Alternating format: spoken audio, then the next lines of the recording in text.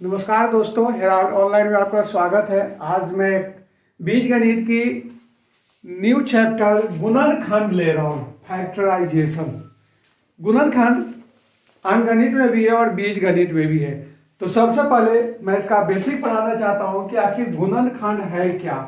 गुणनखंड का मतलब हो गया है कि जैसे कि गुणनखंड मतलब कि गुणा के द्वारा खंडों में बांटना गुणनखंड होता है। जैसे आप 30 को, एक उदाहरण लेता हूं, 30 को आप क्या लिख सकते हो, 1 से भाग दे सकते हो, 2 से दे सकते हो, 3 से दे सकते हो, 5 से दे सकते हो, 6 से दे सकते हो, 8, 9, 10 से दे सकते हो, 15 से दे सकते हो और 30 से दे सकते हो।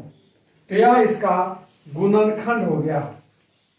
अब इसका एक फैक्टर हो गया। अब इसका कि 30 को अगर आप इस ढंग से भी लिख सकते हो, 1 इंटू 2 इंटू 3 इंटू 5, तो यह 1 2 3 5 इसका गुणनखंड हो गया। ध्यान रखिए, एक प्रत्येक संख्या का गुणनखंड होता है। अब यदि गुणनखंड में जैसे इस 30 को ऐसे भी लिख सकते हो, 3 इंटू 10, 30 का गुणनखंड ऐसे भी निकाल सकते हो, 2 इंटू 15। अब यदि किसी गुणनखंड में जितना गुणनखंड करते हो, अगर वो अभाज्य संख्या हो तो उसको हम अभाज्य गुणनखंड कहते हैं, मतलब प्राइम फैक्टराइजेशन।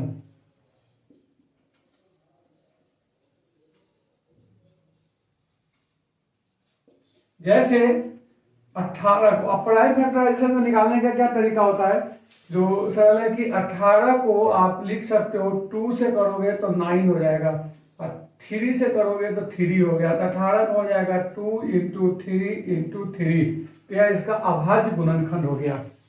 तो मैं समझता हूँ कि आपके क्लियर हो गया हुआ है कि गुणनखंड एक तो नॉर्मल गुणनखंड होता है जिसमें कि भाज्य अभाज्य दोनों होगा। जैसे मैंने आपको एग्जाम्पल से बताया था, 30 का 3 और 10 है। 3 तो इसका अभाज्य है, लेकिन 10 जो है भाज्य संख्या है। 30 में 2 अभाज्य है और 15 भाज्य संख्या है। लेकिन इसी का अगर एक क्वेश्चन को देखोगे, इसको मिटा दो। क्यों मिटाया? क्योंकि एक न तो भाज्य संख्या है और न ही अभाज्य संख्या है। तो यदि आप 30 को 2 इंटू 3 इंटू 5 लिखते हो तो यह तीनों अभाज्य संख्या है। तो 30 का ही अभाज्य संख्या हो गया। यह रहा सवाल आपको अंक गणित के ख्याल से। अब इसमें बीज गणित में जो गुणनखंड लिखा जाता है, उस गुणनखंड को अगर आप इतना छोटा कर सकते हो कि उससे आगे नहीं बांटा जा सकता है तो उसको अखंडनीय बोला जाता है, इरेड्यूसिबल। जैसे 5xy, 5xy को 5 इंटू एक्स इंटू वाई लिख सकते हो। इससे ज्यादा इसका गुणनखंड नहीं कर सकते हैं, तो इसको हम अखंडनीय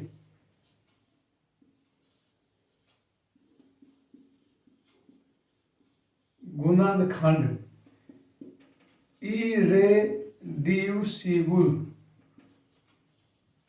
इरेड्यूसिबल गुणनखंड कहा जाता है, अखंडनीय गुणनखंड कहते हैं। जैसे एक गुणनखंड का दूसरा उदाहरण दे देता हूं आपको कि 2xy प्लस 2y, ये गुणनखंड, अखंडनीय गुणनखंड आपको समझ में आ गया होगा। अब मैं जनरल एक एग्जाम्पल देता हूं कि कैसे गुणनखंड इसमें निकालते हैं। यूं सोचो कि जितना ज्यादा से ज्यादा इसको कॉमन ले सकते हो, उसके बाद आप अपना गुणनखंड निकालते हैं। जैसे एग्जाम्पल देता हूं कि 2xy plus 2y plus 3x plus 3 है। अब इसमें आपको गुणनखंड निकालना है। तो पहले देखिए कि यह 2 और y कॉमन है, तो 2x कॉमन ले लीजिएगा तो x प्लस 1 हो जाएगा, और यहां कॉमन ले लेते हैं तो 3 कॉमन ले लेते हैं तो x प्लस 1 हो गया। इस ढंग से यह हो जाएगा x प्लस 1 और 2x प्लस 3। तो यह इसका गुणनखंड हो गया। एक और एग्जांपल लेता हूं गुणनखंड निकालने के लिए कि कैसे गुणनखंड निकालते हैं।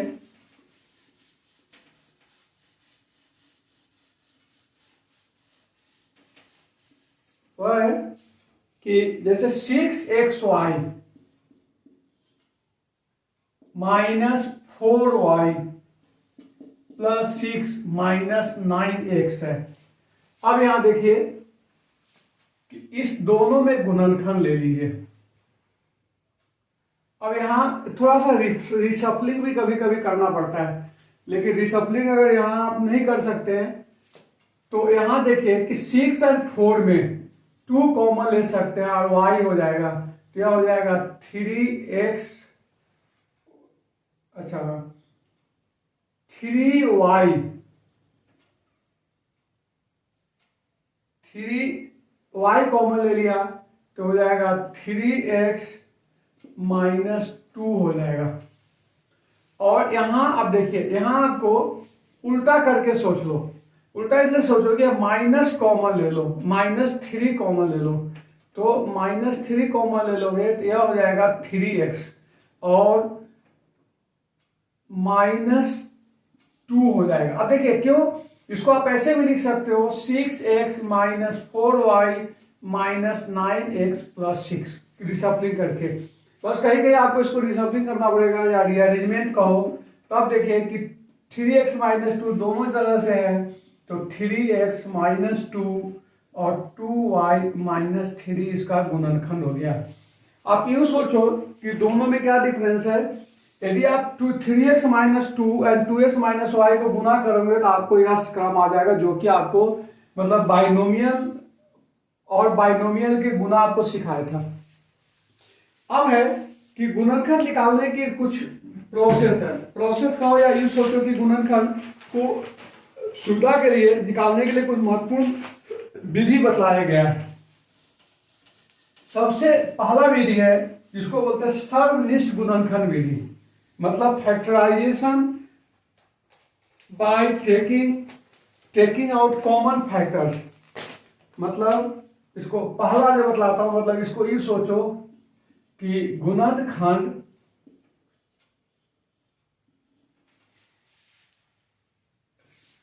निकालने की विधि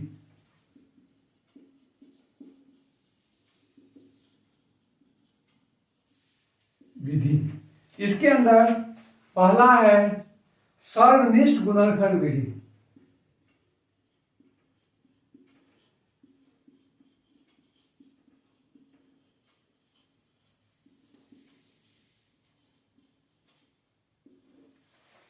factorisation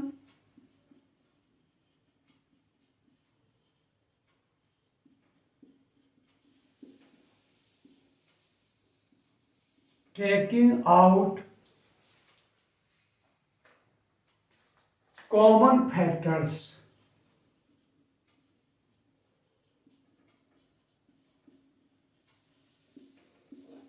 factorisation taking out by common factors, इसका एक जनरल फार्मूला पढ़ा रहा हूं।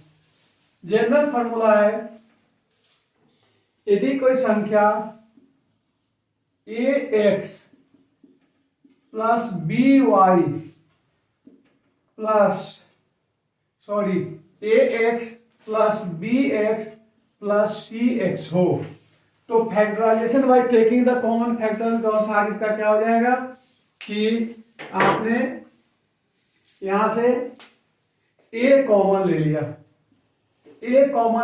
तो हो जाएगा x कॉमन ले लिया,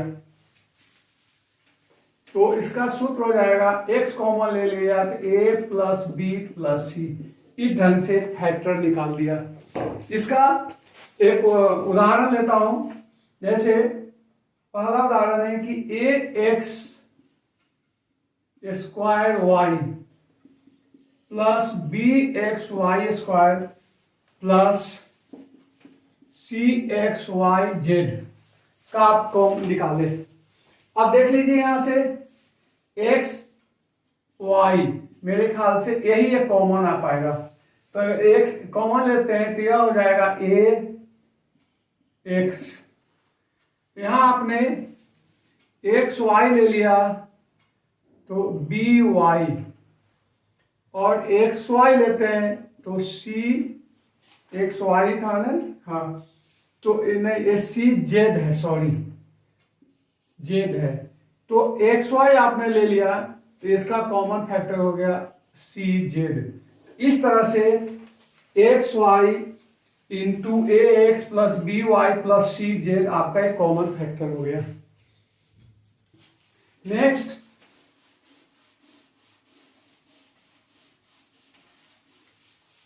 एक उदाहरण लेता हूं, सेकेंड वह है 10a² minus 15b² plus 20c²। अब यहां से आप कॉमन ले लीजिए। जैसा कि आपको देख रहे हो कि ए बी सी सभी में मैक्सिमम, इससे एक और तरीका होता है आपको इसको इधर के क्वेश्चन को हल करने के लिए, इसका आप एचसीएफ निकालो 10, 15 और 20 में क्या कॉमन हो सकता है। तो मैं यदि आपको पहाड़े याद है तो बहुत अच्छी बात है, नहीं तो आपको ये काम कर सकते हो कि 10 को लिख सकते हो 2 इंटू 5, 15 को लिख सकते हो 3 इंटू 5 और 20 को लिख सकते हो 2 इंटू 2 इंटू 5।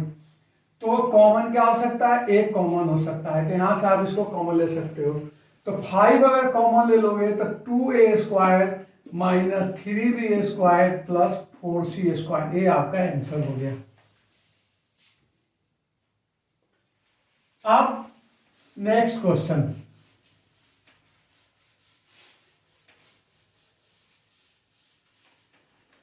समूह बनाकर गुणनखंड निकालना। बी जो इसका होता है कि होता है समूह बनाकर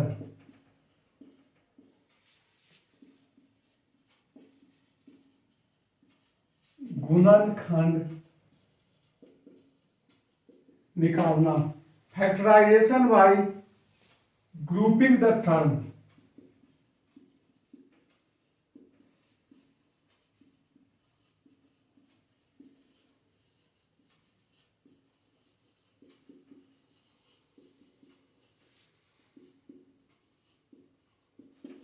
टर्म समूह बना के गुणनखंड, जैसे यदि क्वेश्चन हो a b plus a c minus d b minus d c, एक क्वेश्चन हो गया। अब यहां समूह बनाने का मतलब, या इसका आगे पीछे भी हो सकता है, या इसको ऐसे भी लिख सकते हो a b minus d b plus a c minus d c. तो आपको ऑब्जर्व करना पड़ेगा कि क्या कॉमन ले सकते हो, उसके आधार पर आप क्वेश्चन को हल कर सकते हो। जैसे अगर यहां लेते हो तो मान लीजिए, पहले इसको लेकर बतलाता हूं कि अगर इस क्वेश्चन को हल करते हो तो यहाँ ए कॉमन है, ए कॉमन हो जाएगा तब बी प्लस सी हो जाएगा। देखिए यहाँ भी माइनस, यहाँ भी माइनस है, तो यहाँ माइनस कॉमन ले लोगे तो हो जाएगा आपको माइनस डी कॉमन ले लो तो ये हो जाएगा, माइनस कॉमन ले लिया तो बी प्लस सी हो जाएगा। अब देखिए कि बी प्लस सी कॉमन ले लीजिए, तो बी प्लस सी कॉमन ले लेते हैं तो ए माइनस डी। आप इसी ढंग से जब इसको भी सॉल्व करेंगे तो यही मेथड आएगा। अब इसका एक दो उदाहरण आपको बतलाता हूं जनरल फार्मूला के बाद।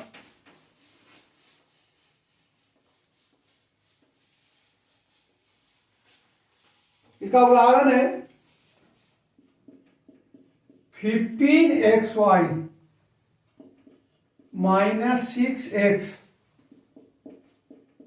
Plus 5y minus Z, M2 है।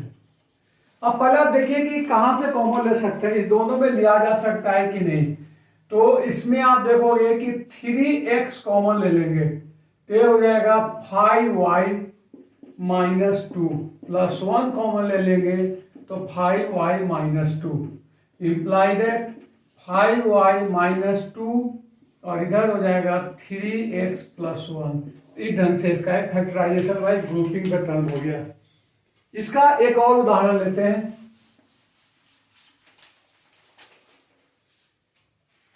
दूसरा उदाहरण है 15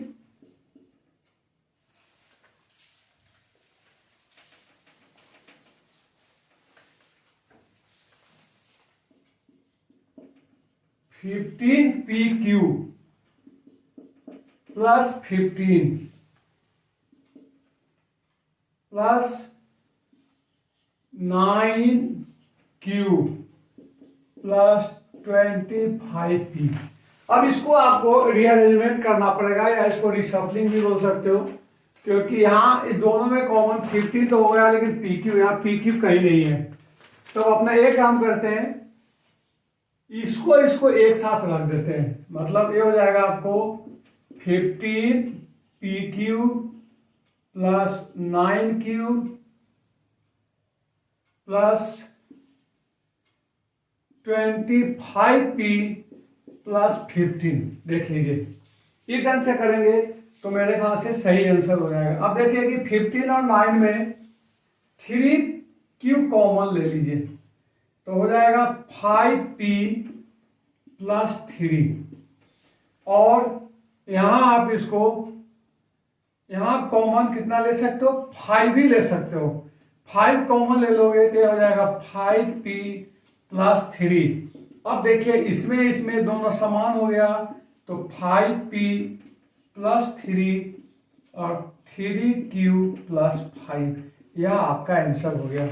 इस ढंग से दो मेथड मैंने आपको पढ़ाया। एक है कि पहला आपको बताया था कि कॉमन लेने पर सर्वश्रेष्ठ गुणन विधि, दूसरा था कि फैक्टराइजेशन ग्रुपिंग करके बनाया, और तीसरा जो आपको पहले से अवगत हो कि पूर्ण वर्ग संख्या बना के, पूर्ण या कहीं अगर पूर्ण संख्या हो तो उस ढंग से गुणनखंड निकालना को हम बोलते हैं कि पूर्ण वर्ग द्वारा गुणनखंड, या इसी को सर्व समीकरणों द्वारा, जो आपको स्टैंडर्ड आइडेंटिटी जो पढ़ाए थे उसको आधार बनाकर भी गुणनखंड निकालते हैं।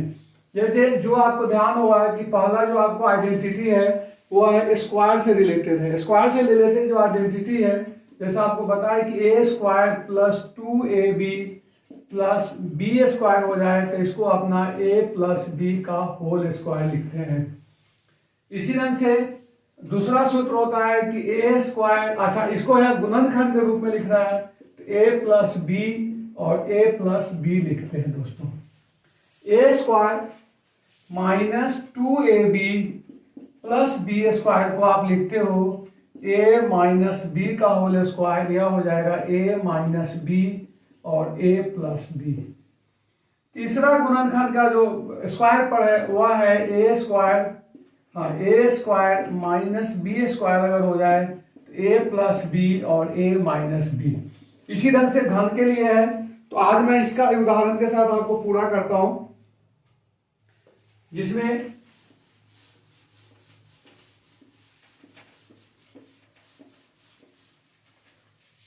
जो एक उदाहरण है कि x square plus 8x x square plus 8x plus 16 का गुणनखंड निकालिए। अब दोस्तों ध्यान दो कि a है वर्ग संख्या और a भी वर्ग संख्या है, तो इसका मतलब है जरूर आपको पहले कंफर्म करना पड़ेगा। जैसे इसको लिख सकते हो 2 इंटू एक्स इंटू 4, तो देख लीजिए एक्स स्क्वायर हो गया, 2 4 8x हो गया और 16 हो गया, तो इसको आप लिख सकते हो x प्लस 4 का होल स्क्वायर, और इसका गुणनखंड हो जाएगा x प्लस 4 और x प्लस 4, तो एक तक ये हो गया। दूसरा उदाहरण मैं आपको लेता हूं सेकेंड एग्जाम्पल का। इसका मैंने आपको काफी पहले करा चुका हूं, मतलब ये सोचिए कि जो वहां LHS में था वो RHS में हो गया, जो RHS में था वो LHS में हो गया, इसलिए इसको ज्यादा डिटेल नहीं करूंगा। दूसरा उदाहरण ले लीजिए, वह है 4y square minus 12y plus 9। अब देखिए जब ये स्क्वायर, ये दोनों का आपको सर्च करना है कि ये हो जाएगा आपको 2y का होल स्क्वायर, और यहां कर दीजिए 3 का होल स्क्वायर, तो ऑटोमेटिक आ जाना चाहिए। अगर नहीं आएगा तो फिर दूसरा विधि अपना लगाते हैं जो आगे के क्लास में पढ़ाऊंगा, कि इसका हो जाएगा 2 इंटू 2y इंटू 3। हालांकि एक चीज आप कंफर्म रहिए कि जब दोनों स्क्वायर में आएगा तो आ ही जाएगा आपको, तो कुछ दिमाग लगाने की जरूरत ही नहीं है। तो इसका मतलब ये हो गया आपको 2y माइनस 3 का होल स्क्वायर, यह हो जाएगा 2y माइनस 3 और 2y माइनस 3। इस ढंग से एक गुणनखंड का एक विधि हो गया। तीसरा उदाहरण इसमें है